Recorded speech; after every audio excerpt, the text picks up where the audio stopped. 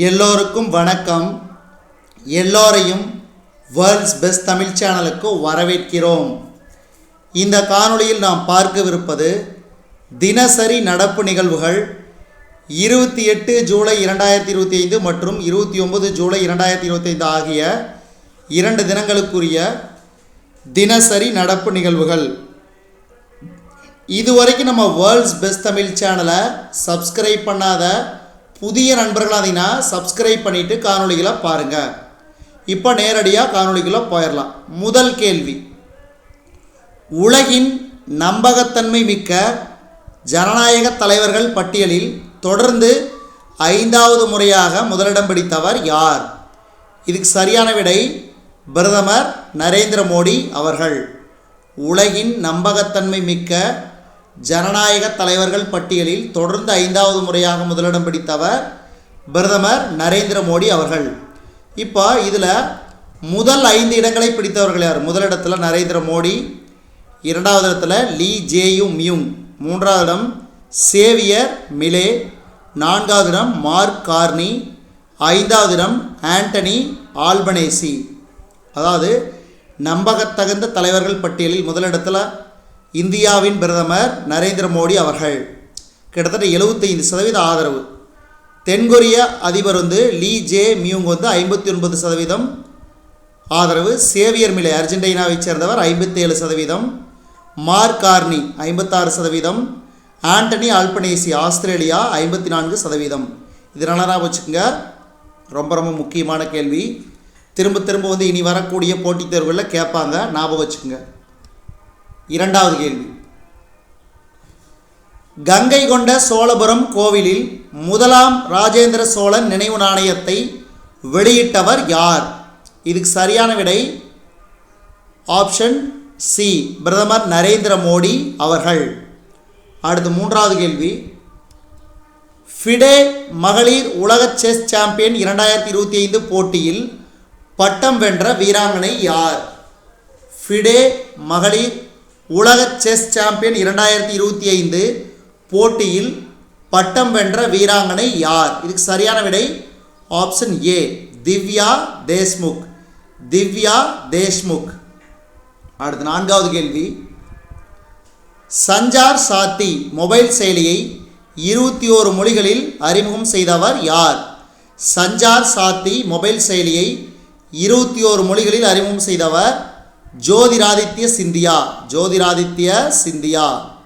அடுத்த 5வது கேள்வி, அகில இந்திய கல்வி மாநாடு 2025 புதுதில்லியில் தொடங்கி வைத்தவர் யார்? அகில இந்திய கல்வி மாநாடு 2025 புதுதில்லியில் தொடங்கி வைத்தவர் யார்?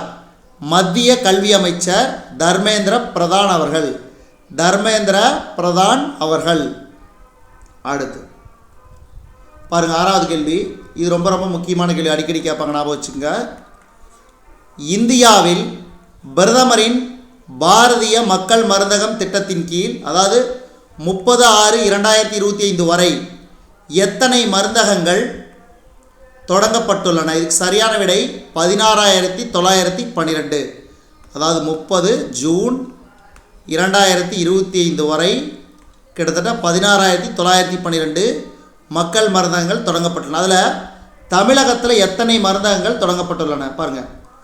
தமிழ்நாட்டில் பிரதமரின் பாரதிய மக்கள் மருந்தகம் திட்டத்தின் கீழ் 30 ஜூன் 2025 வரை எத்தனை மக்கள் மருந்தகங்கள் தொடங்கப்பட்டுள்ளன? இதுக்கு சரியான விடை 1432. 1432. அடுத்து 8வது கேள்வி பாருங்கள். இந்த கேள்வி ரொம்ப ரொம்ப முக்கியம். பிரளய் ஏவுகணை 2 முறை ஏவப்பட்டு வெற்றிகரமாக சோதனை எங்கு மேற்கொள்ளப்பட்டது? பிரளய் ஏவுகணை 2 முறை ஏவப்பட்டு வெற்றிகரமான சோதனை எங்கு மேற்கொள்ளப்பட்டது? சரியான விடை ஆப்ஷன் ஏ, அப்துல் கலாம் தீவு. அப்துல் கலாம் தீவு.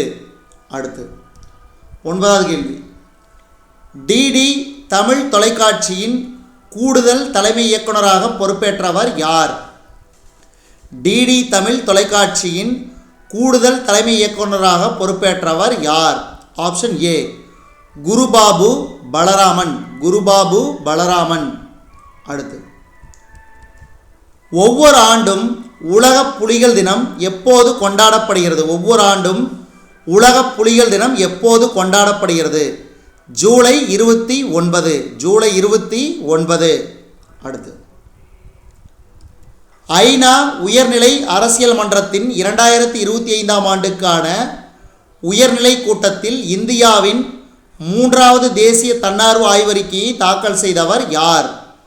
ஐநா உயர்நிலை அரசியல் மன்றத்தின் 2025ஆம் ஆண்டுக்கான உயர்நிலை கூட்டத்தில் இந்தியாவின் 3வது தேசிய தன்னார்வ ஆய்வறிக்கையை தாக்கல் செய்தவர் யார்? Option A Suman Bery. சுமன் பெர்ரி. அடுத்து, இந்திய தொல்பொருள் ஆய்வுத்துறையின் கல்வெட்டு பிரிவு சிதம்பரத்தில் உள்ள நடராஜர் கோயிலிலிருந்து எத்தனை கல்வெட்டுகளை படியெடுத்துள்ளது? இந்திய தொல்பொருள் ஆய்வுத்துறையின் கல்வெட்டு பிரிவு சிதம்பரத்தில் உள்ள நடராஜர் கோவிலிலிருந்து எத்தனை கல்வெட்டுகளை படியெடுத்துள்ளது? இதுக்கு சரியான விடை 297. 297 கல்வெட்டுகளை படியெடுத்துள்ளது. அடுத்து, மனசாதேவி மலைக்கோவில் எந்த மாநிலத்தில் அமைந்துள்ளது? மனசாதேவி மலைக்கோவில் எந்த மாநிலத்தில் அமைந்துள்ளது? உத்தரகாண்ட். உத்தரகாண்ட். அடுத்து, 14வது கேள்வி, சமீபத்தில் காலமான மேக்நாத் தேசாய் எந்த துறையுடன் தொடர்புடையவர்? சமீபத்தில் காலமான மேக்நாத் தேசாய் எந்த துறையுடன் தொடர்புடையவர்? எழுத்தாளர். எழுத்தாளர்.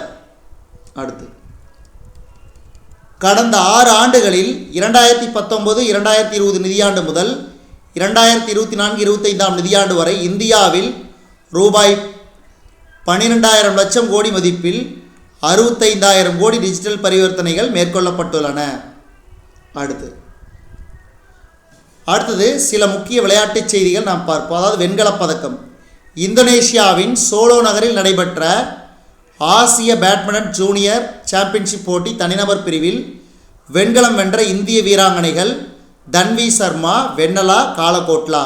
அடுத்து, நைஜீரியாவில் நடைபெற்ற டேபிள் டென்னிஸ் போட்டியில் ஆடவர் இரட்டையர் பிரிவில் ஜி சத்யன் ஆகாஷ் பால் இணை சாம்பியன் கோப்பை வென்றது. அடுத்து, அமெரிக்காவில் நடைபெற்ற முப்பாத்தலா சிட்டி டிசி ஓப்பன் டென்னிஸ் போட்டியின் மகளிர் இரட்டையர் பிரிவில் அமெரிக்காவின் டெய்லர் டவுன்சென் சீனாவின் ஜாங் சூவாய் கூட்டணி சாம்பியன் பட்டம் வென்றது. அடுத்து பாருங்க, அதாவது இது ஒரு செய்தி. குழந்தைகள் 50% மேல் வளர்ச்சி குன்றிய நிலையில் இருக்கும் 63 மாவட்டங்களின் மாநிலங்கள் வாரியிலான பட்டியலில் உத்தரப்பிரதேசம் 34 மாவட்டங்களுடன் முதலிடத்தில் உள்ளது. அதுக்கு அடுத்தபடியாக மத்திய பிரதேசம், ஜார்க்கண்ட், பீகார், அஸ்ஸாம் ஆகிய மாநிலங்கள் அடுத்தடுத்த இடத்தில் உள்ளது. மகாராஷ்டிராவின் நந்தூர்பார் மாவட்டம் 68.12%, ஜார்க்கண்டின் மேற்கு சிங்பூம் 66.27%, உத்தரப்பிரதேசத்தின் சித்திரக்கூடம் 59.48%, மத்திய பிரதேச சிவ்புரி 58.20%, அஸ்ஸாமின் போங்கைகான் 54.76%. எடை குறைந்த குழந்தைகள் பட்டியலில் நாட்டிலேயே அதிகபட்சமாக மகாராஷ்டிராத்தின் நந்தூபார் மாவட்டம் முதலிடத்தில் உள்ளது. இது ரொம்ப ரொம்ப முக்கியமானது, ஞாபகம் வச்சுக்கோங்க. அடுத்து பாருங்கள், கோனேரி ஹம்பி திவ்யா தேஷ்முக், அதாவது 88வது கிராண்ட் மாஸ்டராக திவ்யா தேஷ்முக் அவர்கள் இந்த சாதனையை படைத்தார். இன்டர்நேஷனல் மாஸ்டரானை போட்டியை தொடங்கிய போது கிராண்ட் மாஸ்டர் பட்டத்தை நெருங்க முடியாத நிலையில் இருந்த திவ்யா தனது அபாரமான ஆட்டத்தால் தற்போது அந்த பட்டத்தை கைப்பற்றினார். கிராண்ட் மாஸ்டரான 4வது இந்திய பெண் போட்டியாளர் என்ற பெருமையை பெற்ற திவ்யா அவருக்கு முன் கோனேரி ஹம்பி, டி ஹரிகா, ஆர் வைசாலி ஆகியோர், இதற்கு முன்னாடி 3 பெண்கள் இந்திய பெண்கள் கிராண்ட் மாஸ்டர் என்ற பட்டத்தை பெற்றனர். இந்திய அளவில் 88வது கிராண்ட் மாஸ்டராகவும் பெண்களில் 4வது கிராண்ட் மாஸ்டராகவும் திவ்யா தேஷ்முக் அவர்கள் சாதனை படைத்தார். இவங்க தான் திவ்யா தேஷ்முக். அடுத்து பாருங்கள், அமெரிக்காவில் நடைபெற்ற முஃபாத்தலா சிட்டி டிசி ஓப்பன் டென்னிஸ் போட்டியில் மகளிர் பிரிவில் கனடாவின் லெய்லா ஃபெர்னாண்டஸும் ஆடவர் பிரிவில் ஆஸ்திரேலியாவின் அலெக்ஸ் டி மினாரும் சாம்பியன் கோப்பை வென்றனர். அடுத்து, மான்செஸ்டர் டெஸ்ட்டில் இந்தியாவின் சில சாதனைகள். டெஸ்ட் கேப்டனாக அறிமுகமான தொடரில் அதிக சதங்கள் விளாசியவராக சுப்மன் கில் சாதனை படைத்தார். இதற்கு முன்னாடி அதாவது Warwick, Armstrong, Don Bradman, Greg Chappell, Steve Smith, இந்தியாவின் விராட் கோலி ஆகியோர் 3 சதங்கள் அடித்தது இதுவரை சாதனையாக இருந்தது. தற்போது இந்த சாதனை சுப்மன் கில் அவர்கள் முறியடித்தார். அடுத்து, கடந்த 35 ஆண்டுகளில் மான்செஸ்டர் மைதானத்தில் டெஸ்ட் சதம் விளாசிய முதல் இந்தியராக சுப்மன் கில் சாதனை படைத்தார். இதற்கு முன்னாடி சச்சின் டெண்டுல்கர் 1990 தான் சதம் விளாசினார். டெஸ்ட் கேப்டனாக அறிமுகமான தொடரில் அதிக ரன்கள் அடித்தவர்கள் வரிசையில் சுப்மன் கில் 2வது இடத்தில் உள்ளார். அதாவது 722 ரன்கள். சர் டான் பிராட்மேன் 810 ரன்களுடன் முதலிடத்தில் உள்ளார்.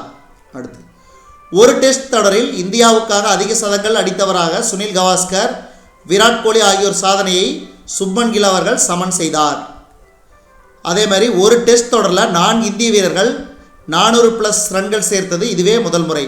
கில், ராகுல், ரிஷப் பந்த், ஜடேஜா. அடுத்து, ஒரு டெஸ்ட் கிரிக்கெட்டின் 3 அல்லது 4வது இன்னிங்ஸில் 3 இந்திய வீரர்கள் சதம் கடந்தது இதுவே முதல் முறை. அதே மாதிரி வாஷிங்டன் சுந்தர் பதிவு செய்தது நடப்பு தொடரில் இந்தியர்களின் 11வது சதம். இந்த தொடரில் 7வது முறையாக 350+ ரன்களை ஸ்கோர் செய்துள்ளது இந்திய அணி. டெஸ்ட் கிரிக்கெட் வரலாற்றில் இதுவே அதிகபட்சமாகும். இதற்கு முன் ஆஸ்திரேலியா 6 முறை 350+ ஸ்கோர் செய்தது குறிப்பிடத்தக்கது.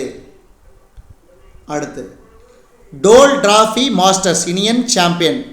பிரான்சின் அக்சன் புரோவென்ஸ் நகரில் நடைபெற்ற டோல் டிராஃபி மாஸ்டர்ஸ் 2025 சர்வதேச செஸ் போட்டியில் இந்தியாவின் grand master Iniyan Panneerselvam champion பட்டம் வென்றார். இதுவரைக்கும் நம்ம இந்த காணொலி வாயிலாக பார்த்தது நல்லா நோட் பண்ணிக்கங்க. அதாவது தினசரி நடப்பு நிகழ்வுகள் 28, 29 ஜூலை 2025 நாளுக்கானது. இந்த காணொலி உங்களுக்கு பிடிச்சிருந்துச்சுன்னா லைக் பண்ணுங்கள், கமெண்ட் பண்ணுங்கள், மறக்காமல் இந்த காணொலியை உங்கள் நண்பர்களுக்கும் மற்றவர்களுக்கும் ஷேர் பண்ணுங்கள். மேலும் புதிய காணொலிகளுக்கு நம்ம வேர்ல்ட்ஸ் பெஸ்ட் தமிழ் சேனலோடு இணைந்தே இருங்கள். தொடர்ந்து நம்ம வேர்ல்ட்ஸ் பெஸ்ட் தமிழ் சேனலுக்கு சப்போர்ட் பண்ணுங்கள். நன்றி, வணக்கம்.